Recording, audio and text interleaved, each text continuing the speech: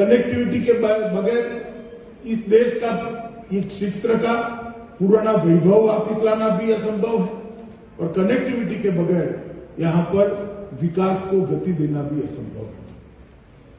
विकास तभी हो सकता है कि इस दुर्गम भौगोलिक क्षेत्र के अंदर सभी प्रकार की कनेक्टिविटी से इसे युक्त करें और इसीलिए 2014 में भारतीय जनता पार्टी की सरकार बनने के बाद देश के प्रधानमंत्री जी ने नॉर्थ ईस्ट की कनेक्टिविटी को सबसे ज्यादा महत्व दिया।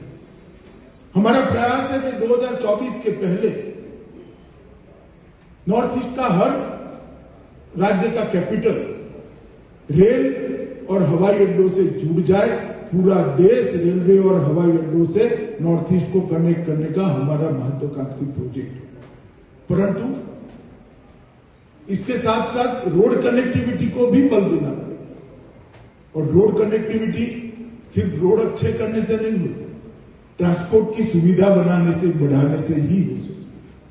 मेघालय स्टेट ट्रांसपोर्ट कॉर्पोरेशन लगभग 60 बसों का फ्लीट है इनके पास और कई सारी प्राइवेट बसेस यहां चलती हैं, मगर एक ऐसा सेंटर चाहिए था जो इकोनॉमी का भी सेंटर बने और गतिविधियों का भी सेंटर।